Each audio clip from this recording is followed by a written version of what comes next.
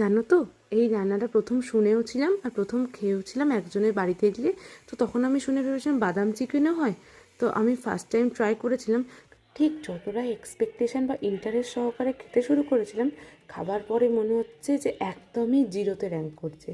এতটাই বিচ্ছিরি টেস্ট হয়েছিল, আর কম্বিনেশনটাও এতটা বাজেভাবে দিয়েছিল।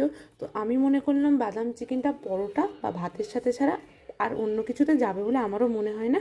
তো সকালবেলা ভাত দিয়ে খেয়েছিলাম আর রাত্রেবেলা পরোটা দিয়ে খেয়েছিলাম। আর আমি এখানে আলুটাও অ্যাড করেছি, সেটা তোমাদের একদমই অপশনাল। তো দেখতেই পেলে আমি সুন্দরভাবে আলুগুলোকে নুন আর হলুদ দিয়ে ভেজে নিয়েছি। তারপরেই কড়াইতে দিয়ে দিয়েছি পেঁয়াজটাকে সুন্দর একদম লাল লাল ব্রাউন করে ভেজে নেওয়ার পরেই আমি দিয়ে দিয়েছি রসুন বাটা, আর তার সাথে অ্যাড করেছি খোসা সমেত গোটা রসুন। আর এই যে এটাই মেন ইনগ্রিডিয়েন্টস, যেখানে আছে কাজু বাদাম আর একটু বেশি পরিমাণে বাদাম, যেটাকে আমি রোস্ট করে নিয়েছিলাম, টমেটো, আর সাথে একটু ঝালের জন্য কাঁচা লঙ্কা দিয়ে ভালো করে পেস্ট করে ওই মশলার সাথে কষাচ্ছি।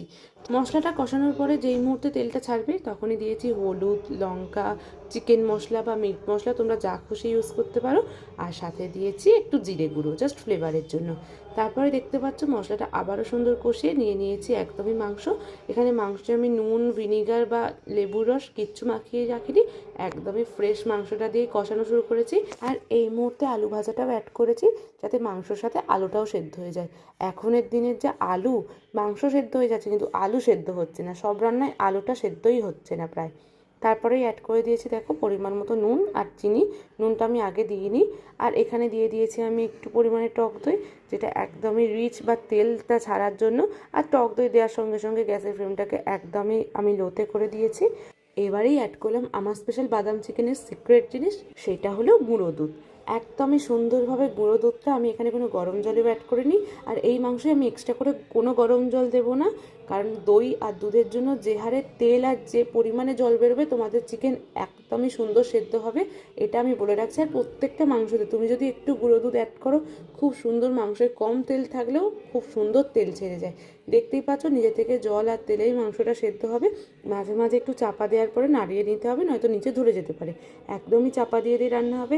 আর তোমরা দেখলে তো এখানে আমি একদমই আদা বাটা ইউজ করিনি, আমার এটা একদমই মনে হলো একটু অন্যরকম করা যাক সেই অনুযায়ী। তো দেখতেই পাচ্ছ মাঝে মাঝে আমি একটু ঢাকনা করে নাড়িয়ে দিচ্ছি। রান্না আমার একদম কমপ্লিট, মাংসটা একদম তুলতুলে সেদ্ধ হয়েছিল। কেমন লাগলো, কেমন হয়েছে, এইভাবে বাড়িতে অবশ্যই বাদাম চিকেন বানিয়ে আমাকে জানাবে। ভালো লাগলে লাইক, কমেন্ট, শেয়ার করবে। আর আমার চ্যানেলে নতুন হয়ে থাকলে অবশ্যই চ্যানেলটিকে সাবস্ক্রাইব করবে। দেখা হবে পরের ভিডিওতে। টাটা।